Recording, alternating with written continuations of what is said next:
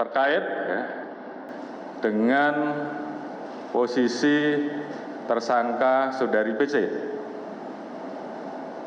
Hari ini saudara PC melaksanakan wajib lapor. Hari ini juga kami telah melaksanakan pemeriksaan terkait dengan kondisi kesehatan, baik kondisi jasmani dan juga melakukan pemeriksaan psikologi. Baru saja kami mendapatkan laporan bahwa terkait dengan kondisi jasmani dan psikologi dari saudara PC saat ini dalam keadaan baik. Oleh karena itu, untuk mempersiapkan dan mempermudah proses penyerahan berkas tahap 2, hari ini saudara PC kita nyatakan, kita putuskan untuk ditahan di rutan Mabes Polri. Saya kira Ya, kembali di Apa Kabar Indonesia Malam. Sekarang saya akan bertanya kepada Prof. Gayus sebagai mantan Hakim Agung di sini. Prof, sebenarnya yang nanti sangat menentukan apakah Sambo bisa dihukum setimpal dengan dugaan perbuatannya pembunuhan berencana. Apakah memang murni adalah bisa tidak jaksa membuktikan ini? Angka 75 jaksa ini membuat kita yakin atau bagaimana, Prof? Gini, jaksa itu secara doktriner disebut sebagai pemilik perkara. Perkara ini akan menjadi keputusan yang baik ya, yang sepadan dengan perbuatan yang dilakukan dengan hukum yang mengatur. Itu sangat tergantung baik buruknya itu dari ya jaksa, JPU dalam hal ini. Walaupun JPU juga sangat tergantung baik buruknya penyidikan dan penyelidikan, itu berjenjang. Kemudian baru hakim bisa memutus yang baik. Karena sifat dominus litis bagi jaksa ini pemilik perkara. Jadi ini baik buruknya nanti putusan hakim sangat tergantung dengan dakwaan jaksa dan berakhir dengan tuntutan jaksa. Walaupun saya katakan jaksa ini sangat tergantung dengan baik jeleknya penyidikan. Nah ini kira-kira yang perlu kita awali dengan memahami. Pasal 340 itu sebagai dakwaan primer, yaitu utama 340, yaitu pembunuhan berencana. Ini harus diperkuat sekali, tapi saya yakin bahwa jaksa akan mempunyai niat yang baik karena terbukti jumlah jaksa dipersiapkan saja 70 orang ya untuk satu perkara ini. Belum perkara ini kan nanti berkaitan dengan perkara-perkara lain yang menjadi satu kesatuan. Iya. Artinya bahwa jaksa ini serius sebenarnya kalau melihat jumlah dari jumlah jaksa yang akan dipersiapkan, tetapi yang kita akan lihat ini dakwaan. Sejauh mana dakwaan itu terbuka untuk publik, disampaikan pada sidang pertama, di situ sebenarnya publik yang mengerti, yang sering beracara akan tahu nanti kualitas dari dakwaan itu.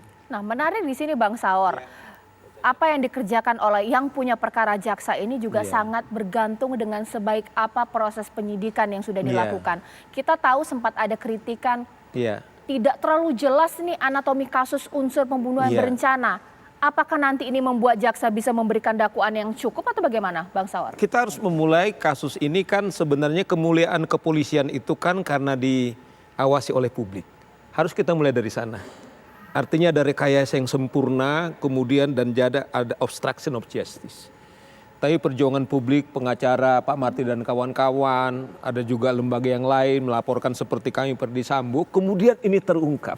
Nah, kalau kita mau jujur, sebenarnya apresiasi pertama adalah publik pers yang tidak tetap lelah sampai detik ini.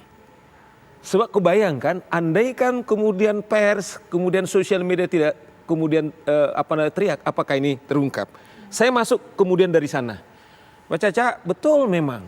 Di satu sisi kita appreciate ada 72 jaksa yang semua mereka disadap. Sekaligus sebenarnya ada pesan bagaimana sesungguhnya enggak alamiah kita dalam penegak hukum kita. Artinya kan ada kecurigaan sesungguhnya. Tapi kita sekaligus apresiasi kejaksaan. Oleh karena itu juga kita minta Pak Gayus jangan juga capek. Pers juga tidak capek karena kalau ini kemudian dilepas. Saya dari awal mengapa minta supaya PC ini ditahan. Jangan ada lagi korban prank. Nah sekarang seorang pendeta lagi kena prank. Ya, dan dia sudah disomasi Pak sama pendetanya. Dia nggak bersalah. Dugaan saya jangan-jangan pengacara sahabat saya ini juga kemudian dia luluh. Nah makanya kemarin di media hari Kamis saya minta karena tahap 2 saya minta supaya polisi segera menahan supaya jangan ada jaksa penuntut umum itu punya beban. Karena saya khawatir ada lagi prank-prank, ada lagi pembohongan-pembohongan. Akibatnya sekarang di umat itu jadi terbelah sedemikian rupa sampai ada doa kepada orang mati. Ini sekarang topik. Nah, oleh karena itu saya kira kita minta persis. Karena apa? Baru kemudian tsunami di Mahkamah Agung. Hakim yang mulia, wakil Tuhan kita itu kemudian kena. Pertanyaannya adalah apakah kejaksaan kita kemudian juga tidak katakanlah bersih dari sini? Saya minta maaf. Saya bersyukur kepada media masih kemudian mengundang kita untuk membicarakan ini supaya tetap kejaksaan kemudian dia betul-betul melakukan tugasnya dengan berintegritas, dengan bermoral. Karena apa? Publik, kemudian mata publik tetap kemudian kepada mereka. Oleh karena itu kita minta terus supaya jaksa penuntut umum, saya mengatakan begini, katakanlah kejaksaan lagi naik daun kan ini kan, ya Pak Gayus ya. Karena tsunami terjadi kepada kepolisian, tsunami kepada ke Mahkamah Agung. Jangan juga kasus ini jaksa atau kejaksaan tidak serius, kemudian mereka juga bisa kena lagi seperti apa yang dilakukan presisinya daripada Pak Kapolri. Oke, karena berkas ini sudah lengkap dan sekarang muaranya ke kejaksaan, kepolisian ini PR sudah selesai sampai sini atau mereka punya tugas lagi untuk apa? Mengawal bahwa mereka ditahan benar-benar di sel, karena sempat ada selentingan, ada sel khusus, bagaimana? Ya saya tidak tahu dia ini dititipkan di mana, di tahanan polisi kah, di bawah polisi kah, atau tahanan kepada kejaksaan. Kita nggak tahu, suka juga kan dititip. Nah kita minta betul, kemarin itu kan ada heboh, kita nggak juga salahkan publik soal sel mewah. Maksudnya adalah bagaimana publik terus mengawal kasus ini, jangan juga kemudian kalau memang katakanlah penyidik sudah tidak lagi di tangan mereka, seperti Prof Gayus tadi mengatakan, ini bagian daripada Jaksa Agung, murni saja. Iya. Penahanannya juga lembaga penahanan juga diserahkan juga kepada jaksa supaya betul-betul di bawah Bang Martin, tapi sebenarnya dari kuasa hukum sempat ada kecurigaan, kekhawatiran bahwa mereka dispesialkan, diperlakukan meski ditahan. Ya, kan kemarin Kapolri bilang atau di Humas bilang bahwa sel khusus itu hoax. Ya. Nah, menurut saya hoax itu tidak bisa dibantah hanya dengan statement. Ya, untuk membuktikan hoax ya buktikan. Oke. Walaupun memang tidak secara normatif tidak ada kewenangan untuk hal tersebut, tapi ya untuk memuaskan publik. Baik. Perlihatkan saja selnya seperti apa gitu ya. Nah, lalu yang berikutnya Bu PC tidak ditahan. Ini luar biasa Mbak Anissa. Baru kali ini saya lihat ada tersangka pembunuhan berencana itu tidak ditahan gitu ya. Karena dengan alasan kemanusiaan. Baik. Nah, pada saat mereka melakukan persangkaan yang dilakukan oleh mereka ini, apakah mereka memikirkan alasan kemanusiaan kepada korbannya? Kan tidak. Nah makanya menurut saya inilah hal yang sangat keliru dan juga kesalahan fatal. Baik. Yang akhirnya konsekuensinya bukan menaikkan citra Polri, justru membuat stagnan. Ya.